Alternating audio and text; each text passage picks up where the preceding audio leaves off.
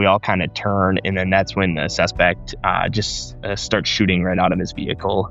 So he had an assault rifle and binary trigger. I just vividly remember it sounding like when I was overseas in Afghanistan, just like machine gun fire is the only thing that went through my mind because the rounds were coming out so fast.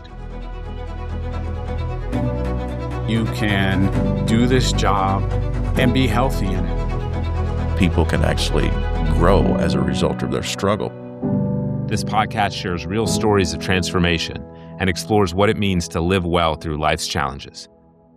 Welcome to the Struggle Well podcast. I'm your host, Britt Myers, and I am so thrilled today to be sitting across from Andrew Dotas from the Fargo Police Department, also part of the Air National Guard. So super excited to see you again. I know it's been a bit since we've had a chance to catch up, and you just got back from golfing in California, so you're probably feeling pretty good these days. Yes, ma'am. Yeah, thanks for the opportunity. I'm super excited to be here. Of course. Well, I think a good place to start is just telling me more about you and your current role. You're still in Fargo, North Dakota? Yes, ma'am. Yeah, so I've been with the police department up here coming up on 10 years, and it's been a joy. Best job in the world. I tell people that all the time, and that's coming from a guy that has been through a few things at the job. So just very blessed to be up here. The summers are amazing in Fargo. Winters are questionable, but we've stayed. And then I have my beautiful wife at home, Hannah, and two little kids. So I got my son, AJ, who's 5. And then we just had our little daughter about 6 months ago, and her name is Savannah. So they're my whole world. I know. I love the nod you gave back because AJ is your junior, correct? Yeah. And then Savannah kind of giving a special little shout out to your wife, Hannah, which is so sweet. I don't know. Right. I don't think that works with Brittany. That's why I didn't get one. Like Sabrittany or something. It's not very good. That's fair. I will say I have to remind my son all the time that his name is not AJ. It's Andrew Jr., but he's firm on the AJ. So it's they're a blessing. He'll be thrilled when he finds out what it stands for. It's great. Yes, ma'am. Yes, ma'am.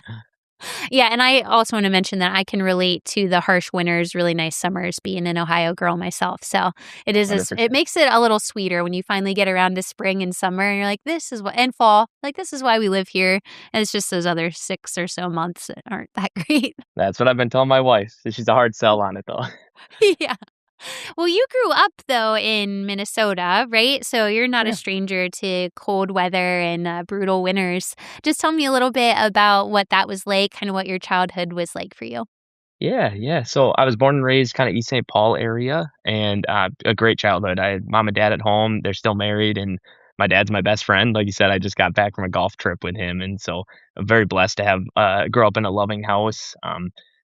Went to school down in the Twin Cities area, and then just kind of got into work really early. I started my first job when I was 12, and that was a lawn care business with my dad. And so did that, and then eventually worked at a golf course. And so just my childhood ended up being really busy, and it was very centered around like just being productive, working, and that sort of stuff. And then eventually decided I wanted to be a police officer through kind of multiple interactions that I've had with police. And then that's what led me to eventually come up here and be a police officer with Fargo.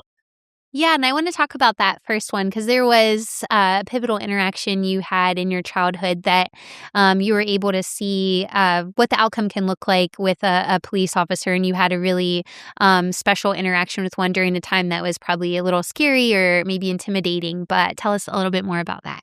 Yeah, of course. It was, I was probably only 10 years old or around that age.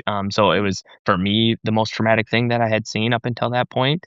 But we were on the interstate. It was my mom was driving, and then myself and my sister in the back seat. And someone had actually bumped us from behind as we were getting off on an exit, and our car rolled 3 times. And thankfully, we had some minor injuries. My mom had kind of moderate injuries. But the thing that stood out to me was there was a female officer that was actually the first to respond on scene.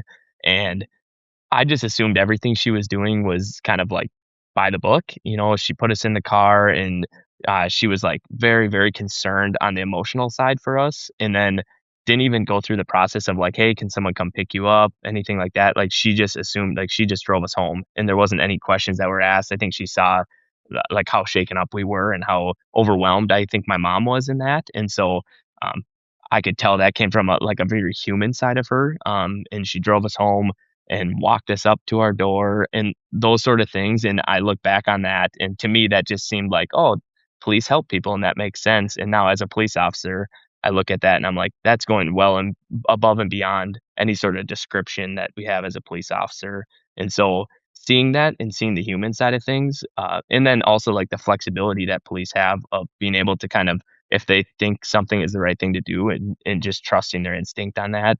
Um, that really stood out to me and was a driving factor for me wanting to be a police officer and kind of be that for somebody else.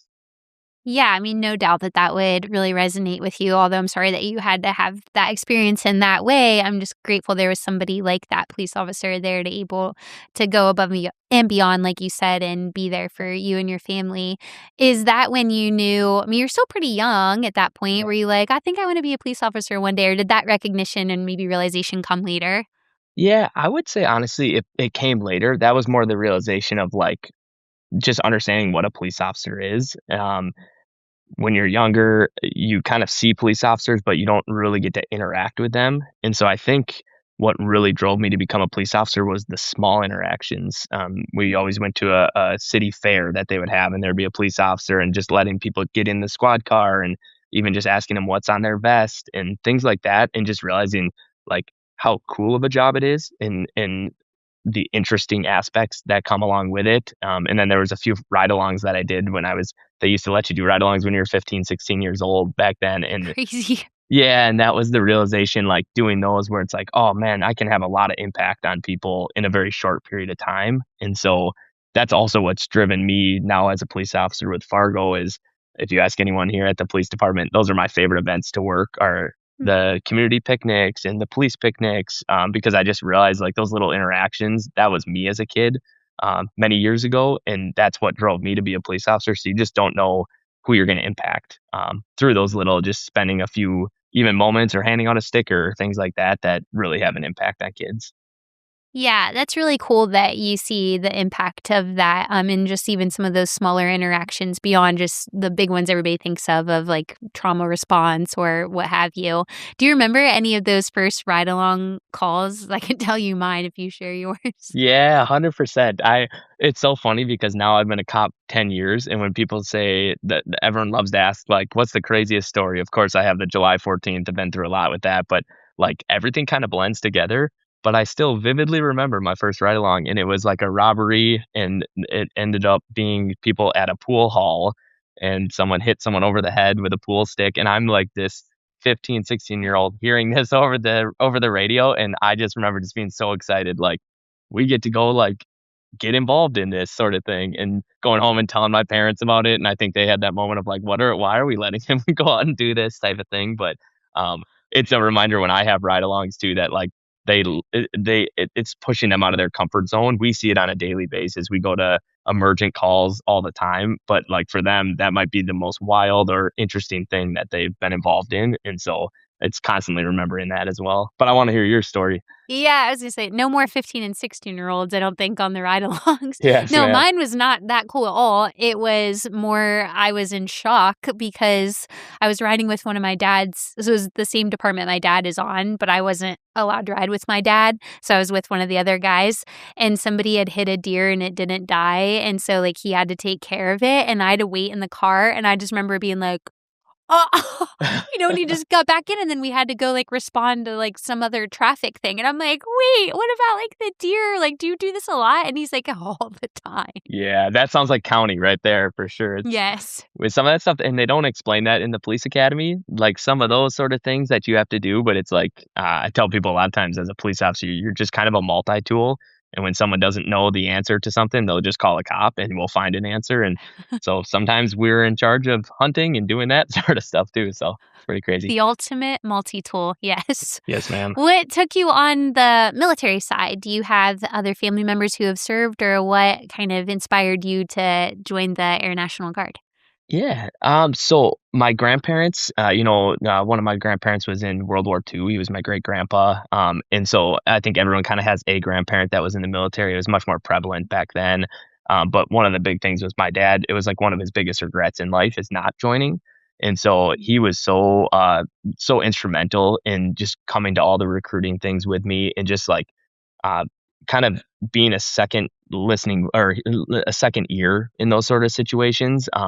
And so I actually joined when I was 17. They had to sign the paperwork and everything like that. And I can truthfully say it's one of the best decisions next to marrying my wife that I've ever made. And then speaking of my wife now, she just got back from basic training, a couple weeks before my shooting incident occurred. And so now we're both in together and we just love being able to like enjoy that together and then hopefully pass that down to our kids as well. So. Yeah, it's very cool. And did you, like, what happened, I guess, when you left Minnesota? What took you to Fargo? I don't think we covered that.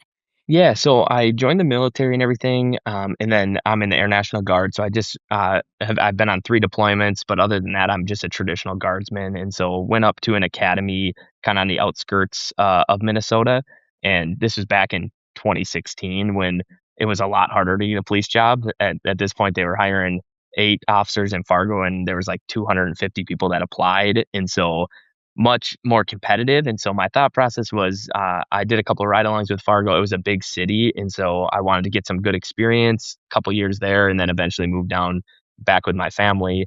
Well, I got up here and ended up falling in love with the town. It's me and my wife call it a little slice of heaven because it's everything you need up here, but it's not the busyness of a lot of other places. And then got a lot of secondary assignments and stuff within the PD, and so then you just get very rooted here. Yeah, did your family end up coming up that way too then? Yeah, More so than, like, your mom did? yeah, my wife and kids and stuff, we live just south of town, but my parents still live down in the Twin Cities. Thankfully, it's like a 3.5 hour drive, and so we do that drive a lot. And the whole time, my son's talking about going and seeing grandma and grandpa, so he's always excited for it. And then they're getting close to retirement, so they come up a lot and will spend time with us and stuff. So it's just a blessing to be like close enough where we can drive. It doesn't always have to be a flight. Yeah, that's amazing. That is a blessing. When did you get onto the department then? When did you join Fargo PD full time? Yeah, so I joined September 12th of 2016. And so I had just finished the academy, got out, and it was like maybe 2 or 3 months after my 21st. You have to be 21 to get hired on. So it was right after my 21st birthday. I can tell you now that I had so much growing to do. As a 21-year-old, you don't expect, that much authority, that much thrown at you, especially in the training program and stuff. But you grow up really, really quick, and I think that's where I'm very thankful to the military for kind of instilling that early on with deployments and things like that as well. Yeah, that's a great point, you being so young. Was there anything that you took away from some of those early experiences? Because you'd had kind of been dipping your toes in the water for a while with a law enforcement career. You'd done those ride-alongs early, then you joined the Air National Guard, so you're a little bit adjacent to that service, Yeah, different type of service rather. Did you feel like once you were finally able to beat out all those other 200 plus people yeah. to get on Fargo PD, like you're still young, you're still learning, but did you feel like maybe you had a leg up, or was there anything that surprised you during that time? Yeah, that's a good question. It's so interesting in this job. You never, at the moment you say you kind of know everything or you're comfortable, something gets thrown at you, and that's like the reality of it.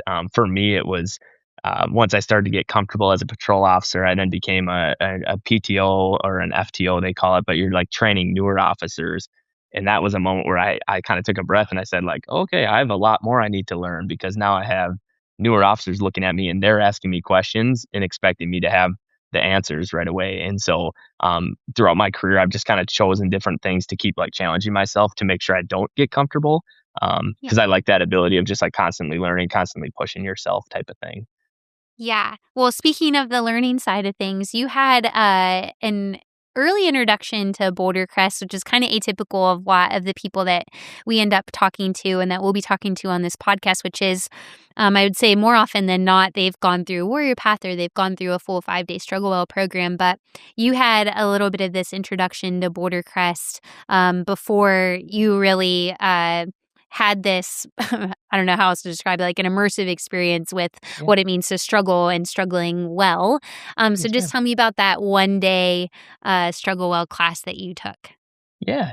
So it honestly all stemmed from that idea of like wanting to push myself. So I joined our wellness team here at the police department, And it's kind of a secondary assignment where there's a group of us that are in charge of just finding different initiatives, different things that we can bring to the department to hopefully meet officers where they're at and kind of meet them in the spiritual, the financial, the personal, the physical wellness aspect. My role, I'm kind of a cheapskate, big with money and stuff like that, and so I got put in charge of the financial side of it, which I really enjoyed. But then this program came in, and the Struggle Well one day program came in, and I remember us talking about it as a group, and they were trying to just get as many people to go to the class as possible, just to kind of get a feel for what it was and things like that. And I remember kind of talking with the group in our meeting that was leading up to this, and the thing that I had brought up is how do we ever convince others to go to it if we don't ourselves, put ourselves out there and do it? The hard barrier that I had is I didn't feel like I was necessarily like in need of it. I felt like right then and there it was like, things were going well. I felt like I had kind of control over things, if that made sense. And so selfishly, I just went to the Struggle Well program to kind of get a feel for it, and then hoping that I could be a facilitator if someone else was maybe struggling, that I could be like, hey, I went to this program. This might be a good opportunity. So that's what got me to the course. Little did I know, weeks later, I would end up involved in an ambush, and kind of that would all change. Yeah, and that's what I was gonna point out is that I think it's actually, like, counter to being selfish. I think the fact that you noticed at that time, like, I might not be the, primary person to go through this. There might be others who are struggling a little more right now, and this might not be my time to do this training, and I think that's totally okay that you were like, "Yeah, I think I'm good right now, and I'd like to help somebody else." Again, not knowing what was kinda waiting for you, and we've alluded to that a little bit during, this conversation so far, but obviously a very pivotal moment for you in your life and in your career happened just a few weeks after that initial Struggle Well class, which was July 14th. And I don't recall the year. Was it 2022? 2023. Yes, ma'am. 2023. Okay. So can you talk us through the extent that you're comfortable that day and what happened? Yeah, 100%. So, ultimately, it was a Friday here in Fargo, and it was my Friday, which anyone in law enforcement knows that that's very rare that that ever happens. And so it was about halfway through the day, and I had been selected a couple weeks prior to be a school resource officer, which is kind of my dream job within law enforcement, just because I like interacting with youth and that aspect of it. And so the reason that's important is July 14th was the day I was going to shadow the school that I was supposed to take over. And so I actually got the key for the school that I was going to be taking over. Um, but with me, I had a recruit that day that was about halfway through the training program. And so I decided to do a half day, and then we would go out and take some calls for service just to make sure he's getting experience and everything like that. So, um, ended up doing the shadowing, and then we had about an hour and a half left of our shift, so we were coming to the end of our shift. And I remember I had called my wife, and I just said we were at an apartment at this point, and it was just my little son. So I told him, get your swimsuits on. I'll meet you guys in the pool. And I was planning on just shooting home. It was a beautiful day in July and stuff, so I was just gonna go home right after that. Maybe 10 minutes after that, we got dispatched to just a minor vehicle accident. It ended up being an injury accident here in Fargo. They code them as an injury accident if there's any complaint of injury, and that's kind of important because it ends up sending a lot of resources, and those were the resources that saved me that day. So the fire department showed up, the ambulance showed up, and I think it was like a broken finger or something minor along that end. You'll hear kind of as I like explain the story, I really try to focus on the miracles that took place that day, because I think it would be very easy for like somebody to look at maybe that specific instance and say like, oh, that's just a coincidence that the fire department and the ambulance were there. But the more that you hear throughout the story, I think the more that you say like, there's a God and there's a bigger plan and purpose behind a lot of that stuff. So I went and picked up my recruit, and we were the first on scene. Very, very normal accident that we were working. But with him being halfway through the training program, I kind of let him take lead. And then as a trainer, it's our job to just make sure that they're safe, that they don't violate anyone's rights, and then just kind of guide them along the way. Something that vividly stood out to me was one of the vehicles that was hit was like a small compact, like a Honda Civic type vehicle, and I just remember seeing like so many heads in there, and it ended up being like 5 grown adults inside the vehicle, and I just like still vividly look back on that and like I don't know how 5 adults fit in a car like that. Yeah. However, because of that, my recruit just made the decision to call another car out there just to help interview some of the people that were involved. And that ultimately was another decision that saved our lives, because the other car that came out ended up being another recruit car. So it was another trainer officer and then trainee.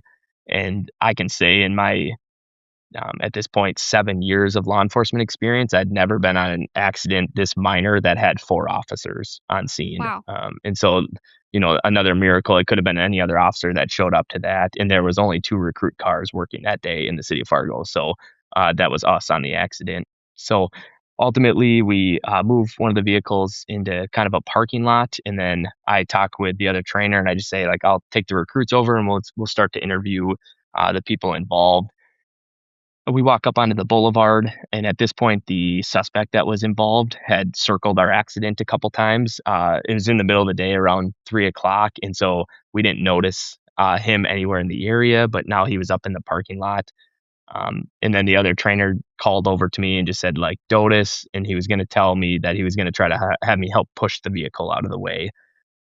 Once he says that, we all kind of turn, and then that's when the suspect just starts shooting right out of his vehicle.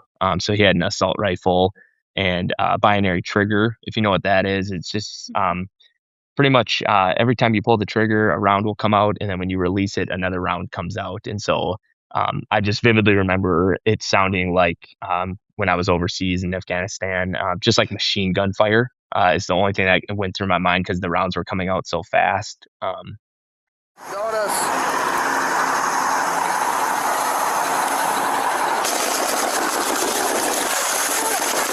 Central, we got shots fired. Central, we got shots fired.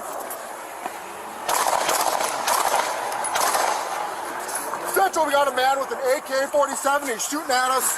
We're at the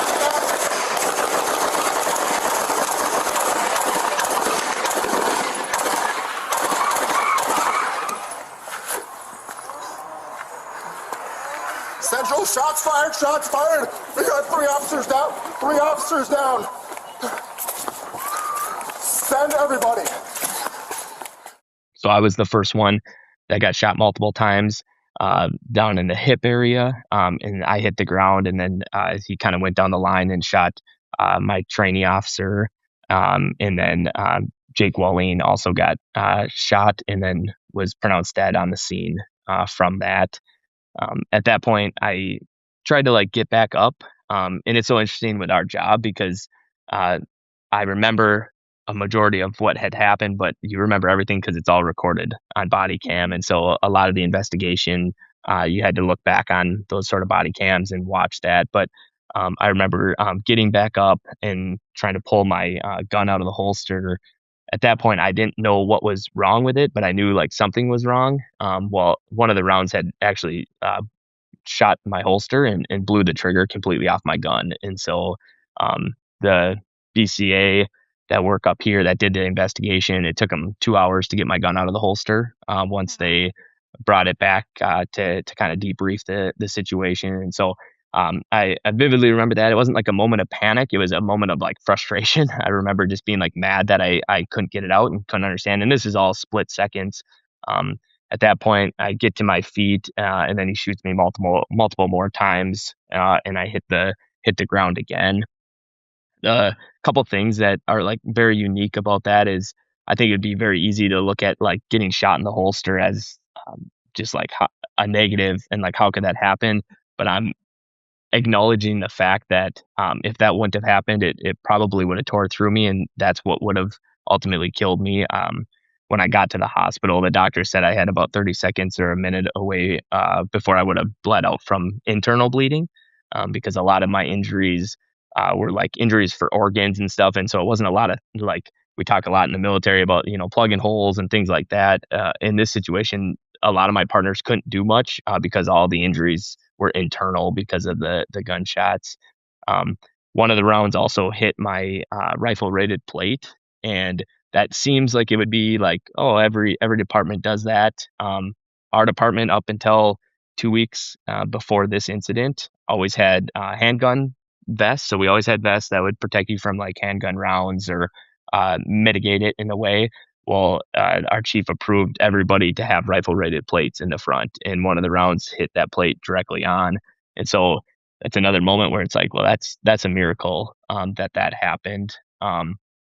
Ultimately, I'm down on the ground. My partner, Zach Robinson, who was calling my name, is out on the road. He ends up getting into a gunfight with the suspect and kills the suspect on scene.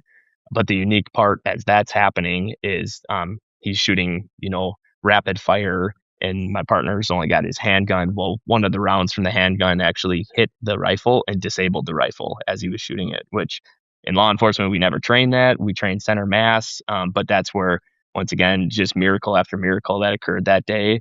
And it doesn't take away from the tragic loss of Jake, one of our partners, but it also acknowledges the fact of how much worse this situation could have been. Through the investigation, they determined the suspect had multiple assault rifles in his car, and then I think over 1,800 rounds of ammunition.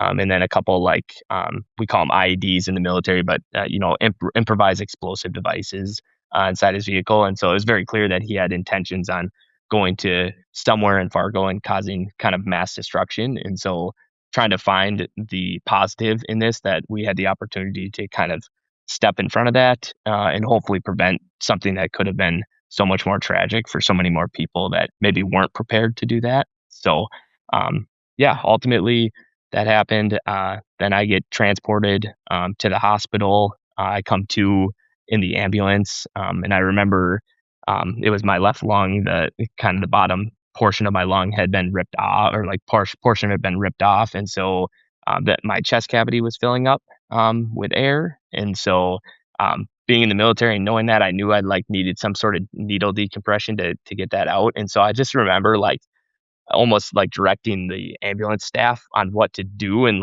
knowing what I'm feeling and just kind of explaining that to them. And then just happened to be in the ambulance with one of my best friends because he demanded to jump in the ambulance as we were going. And that conversation, I think, is something that is probably the most vivid out of everything from the incident. And it was I just told him to take care of Hannah and AJ because he had met them multiple times. And you would think a normal friend would look at you and they would say you're going to be okay.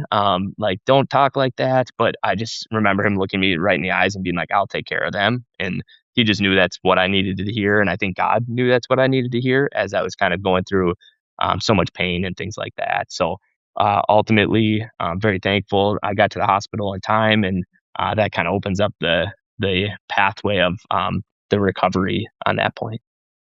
Yeah. Sorry, just No, pausing okay. myself for a second.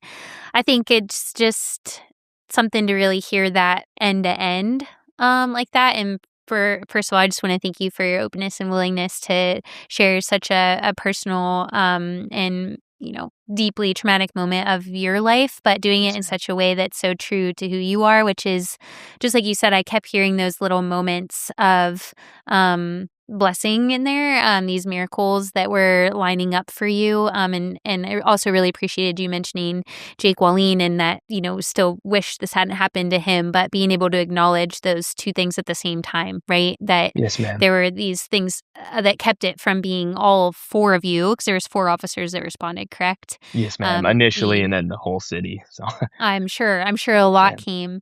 And I was thinking about that too, as just a clarifier before we get to the hospital portion, which is the 5 people in the Honda Civic. That's separate from this suspect who pulled into this parking lot area, correct? So he was just kind of scouting Fargo, to your knowledge, or doing something, waiting for kind of this moment. Doesn't necessarily mean he was waiting for police officers, but he just decided to act. Is that your understanding of, he was separate from that car in the accident? Yes, ma'am. Yeah. There was the minor accident was completely separate, and then he had come and seen the law enforcement presence, and then had parked in that area. And one of his last searches on his computer was the downtown street fair. So we were running a downtown street fair that probably had 5,000 to 6,000 people and a bunch of police officers down there. And so we don't know his intentions, but that was not he wasn't involved in that accident in any sort of way. Mhm. Well, I'm glad you had your friend with you in the ambulance and that you were conscious enough too to be able to, as you were saying, kind of facilitate or dictate what was going on in your body because, as you said, you didn't have a lot of these injuries that were visible and like through Yeah. and through, right? Like there was a lot happening internally. I'm sure everyone was kind of trying to figure out like, what are we been dealing with? Like, how many times was he shot? Where was he shot? And for you to be able to say like, okay, step one, I know something's going on with my breathing. Like you're going to need to do something about that. The fact that you were awake and able to kind of command that situation is another one of those like little winks I think you were getting during that time.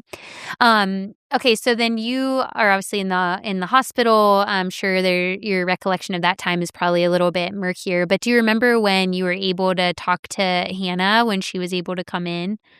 Yeah. So she that kind of adds to the story. So she got a call from one of my really good friends at the police department, and he was so choked up he couldn't even really get out what was happening. But she knew pretty much immediately that it was bad, and he just said get to the hospital. And so she was in the pool still from that previous conversation, and so they still had their swimsuits on and came running to the hospital, and we were about a mile away from the hospital, so they jumped in the car and came there.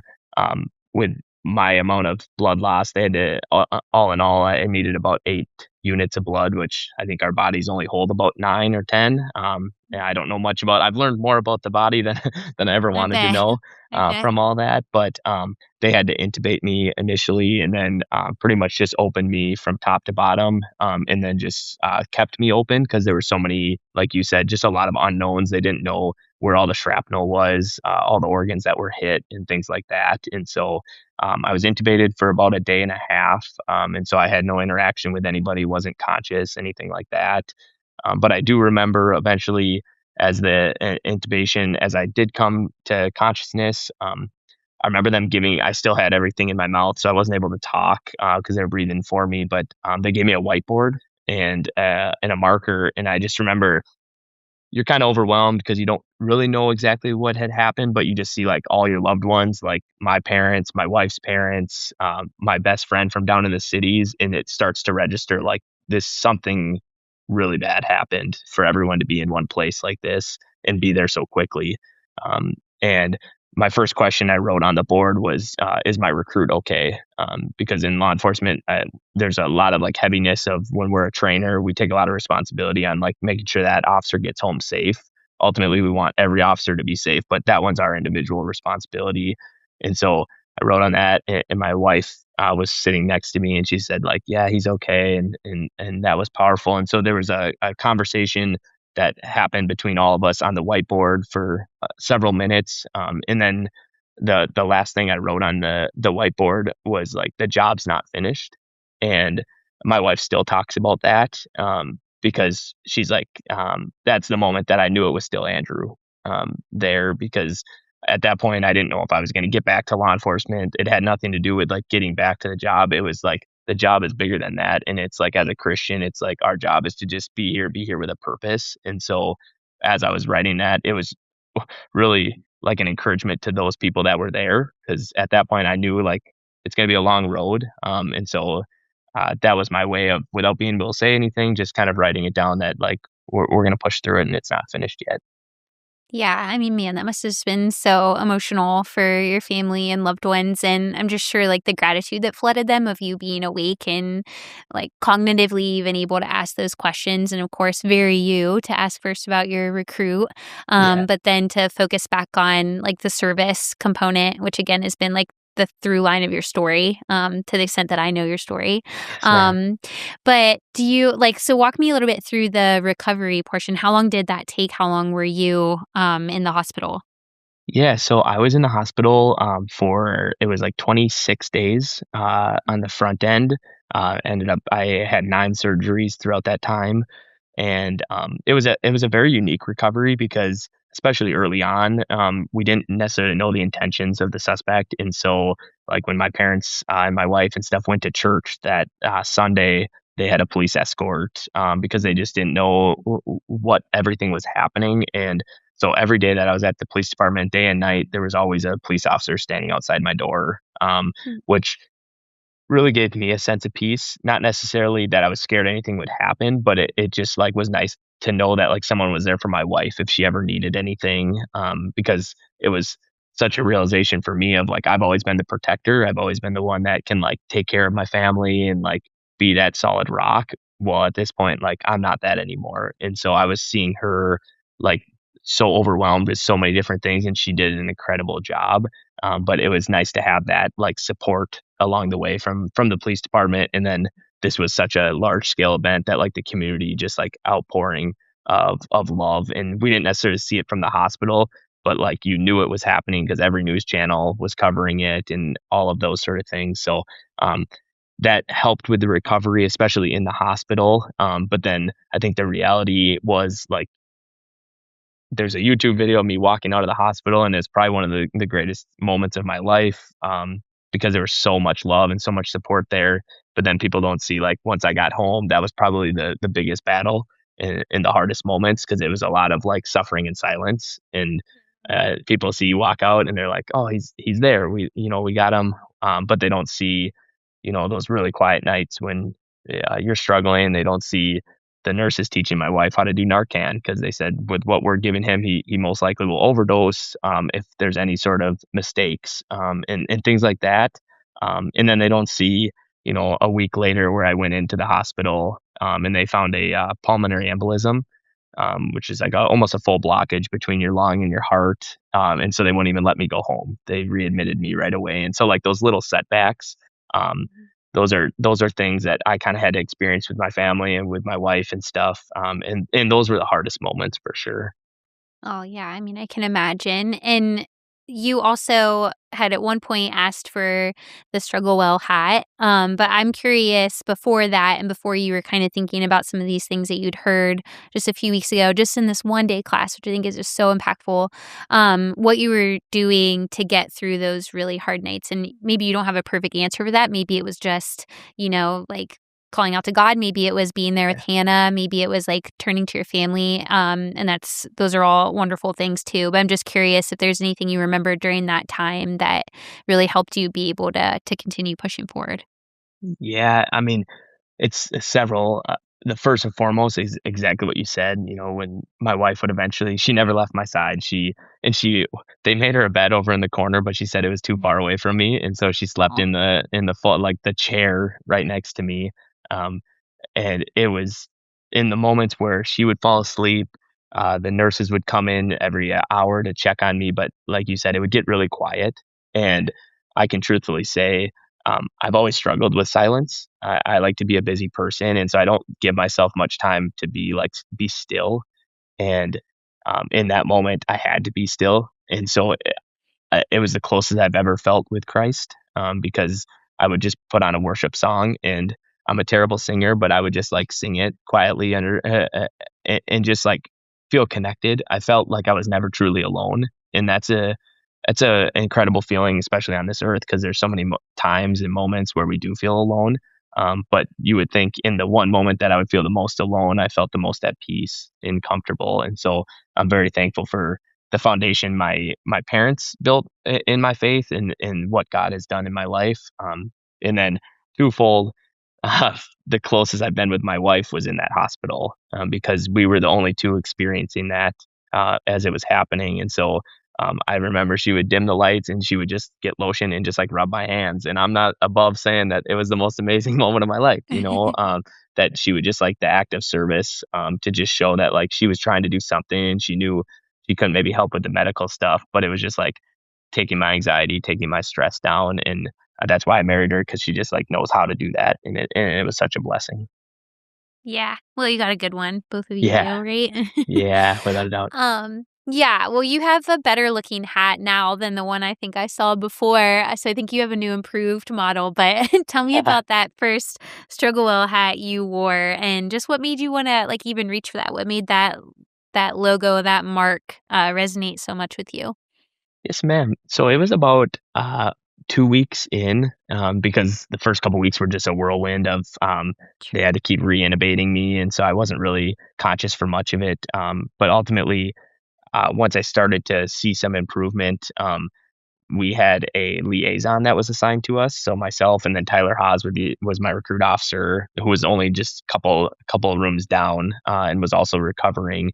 And the liaison officer just came in and they were like, whatever you need, we will get for you. You just let us know. Hindsight, I should ask for a car. I have a lot of Yeah, regrets there. you messed that up. Yeah, but I asked for a hat. So I just specifically remember getting this hat at the event, the 1 day event, and I came home that day and I remember telling my wife, like, this is the coolest thing I've ever gotten from like a kind of a training, required training, anything like that, because it's like so often you get maybe a coin or a pamphlet or something like this, but like the hat was something that like it's something I would wear casually anyways. And so when I was in the hospital, I just remember being like, I just want to wear this hat to just show that like I am struggling, acknowledge that I'm struggling, but just acknowledge that like there's so much more good than bad that has happened through this. And that's like even while we're in the hospital, it's easy to acknowledge it now when we're almost 3 years away, but forcing yourself and really pushing yourself to acknowledge it in the moment and like gravitate towards those positive things, because we live in such a world where like the negative things get highlighted, that unless you're like consciously searching those things out, it's very easy to get wrapped up in that. And so for me, it was like wearing the hat, and it was amazing how many people, like nurses, would ask, and they're like, what does that even mean? And I would just have a huge smile on my face being able to like explain what it means. And it opens up the conversation, and it opens up the conversation of faith too, and open up that line as well. Yeah, what has it meant to you when they asked you why this hat, why struggle well? What are some of the principles or some of the takeaways that you were able to carry during a time that's unimaginable for most of us, but that you've found your way through?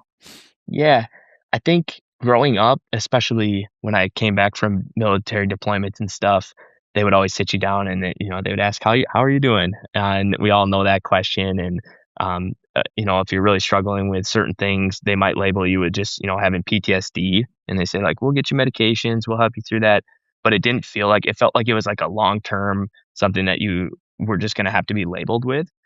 And what struggle well, I think, really changed in me was like the post traumatic growth and just understanding like, yeah, you have been through some tragedy and you have seen some things that like humans aren't supposed to see, that aren't supposed to go through, but like being able to just latch on to the growth aspect and like, how has it made you better? I can truthfully say Andrew Dotas sitting here today is better than I would have been if I hadn't gone through this. And that's all the resilience, and then it's how much closer it's brought me to my family and in my faith, because you quickly realize that you can't do it on your own, and if you feel like you're able to right now, you'll have a reminder, just like I did, that it takes an army to go through life.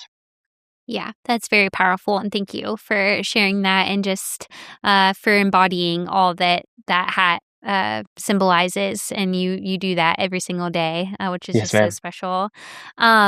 I think the other thing I wanted to ask you about, and I'm going to kind of lead you because I already know the answer to this, and that is Sure. how did the community of Fargo support you, Hannah, AJ, your family, as you were kind of coming through the healing portion, which, as you said, it's easy to say it was 26 days in the hospital at first and some of these other readmissions, and that's maybe it. And Andrew walked out of the hospital that day and that was all, but we all know that's not true. Yeah. How was the community support for you? Man, it's incredible, because I think, like I said, Fargo's a little slice of heaven, and we have about 130,000 people, but then in the metro area, there's probably 250,000. So, pretty small town in comparison to some of these bigger cities. And so, there was moments when I finally was able to go out and do certain things where my wife would be like pushing me in the wheelchair through Costco. That's our favorite thing. We're cheapskates, so that's our favorite thing to Yeah, do is just you said go look at the frugal. frugal's a better way to say it. And Yeah. so we would just go through the aisles, and it got to the point where there would be multiple people that would come up to me right afterwards and would just say like, hey, thank you for what you did, like it doesn't go unnoticed. And that was to be expected because the news was covering it all and it was like very, very publicized. But what people probably don't see today is like I still go out to eat, and we went to a restaurant the other on, it was actually Good Friday, which is a blessing, and I love being able to share this story. But we sat down and we weren't able to do Easter plans with our family, and so we just went just with our small family, and someone paid for our meal, and they wrote on the top of our receipt and they said, "Thank you for what you did."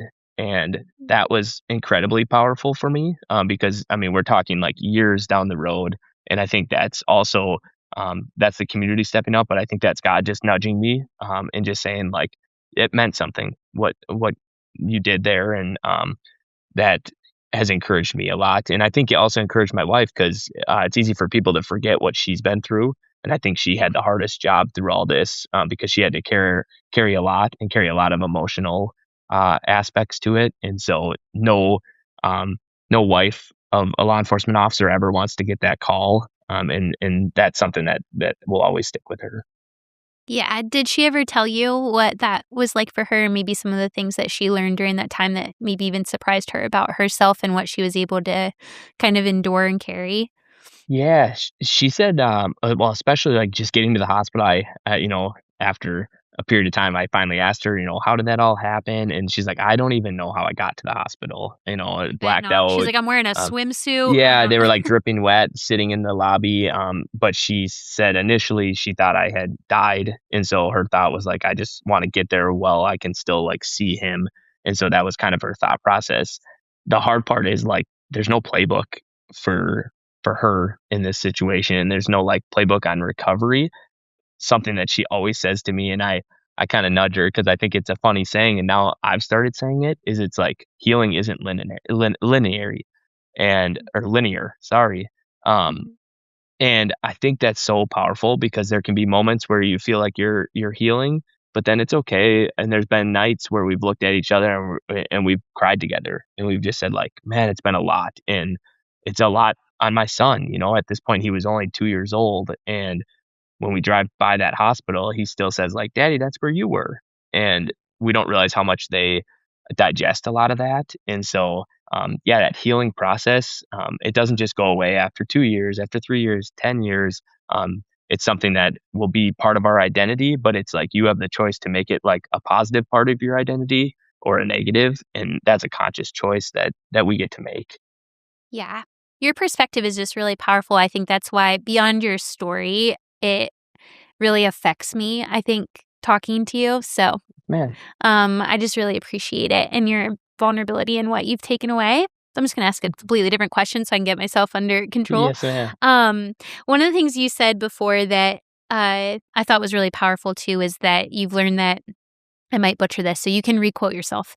That you can't put your whole identity in the badge. And that was something that, like we talked about, you sort of had this through line for so long about this like kind of call to service. And whether that was becoming a law enforcement officer, joining the Air National Guard, or being part of your community that you care so much about, that you've always had this like this call to serve. And I think maybe it was easy for a little bit there to get kind of wrapped in the identity of like your badge. Like you finally were a Fargo Police Department officer, right? And I know you carried a lot of pride in that. And then maybe through this experience, maybe through others, it would have happened anyway, learning that like who you are is so much bigger than that. And that is just like one part of who Andrew is. And I would just love for you to just share a little bit more about what led to that realization for you that you are so much more than this badge you carry, which you do with such pride. Yeah. Yeah, I think it all really starts with, kind of the law enforcement military, and it's, like, so often you hear that it's like a calling, and I think there's so much truth to that, but I think it's so easy to the more you hear that, the more you wrap yourself around that it's who you are. It's, like, interwoven in who you are, and the realization for me was, how quickly that can be taken away, and so if you find all your peace, if you find all your belonging in that, well, when that does get pulled away, if you're in my situation and many of the doctors early on were looking at me and saying like, we're just trying to get you back to being able to walk, let alone Yeah. getting back to work. You start to have that moment where you have to digest like, okay, what's your why? And if it's not something that's deep rooted, if it's something that's just in a job, well, when that gets taken away, are you going to crumble? Or do you have those several other whys before? And so now you look at me, maybe when I was a 2-year officer, there was a running joke was I never left the police department because I worked so much overtime. I just loved being here. I loved everything about being a police officer. And now you look at my why and it's like I can't race home fast enough to go see my family. And it's not that I didn't love my family back then. It's just that my reason why was so much higher of like, it's my identity to be a police officer and it's who I am. And same with the military, where now it's like, no, my identity is in Christ. And that's my reason why.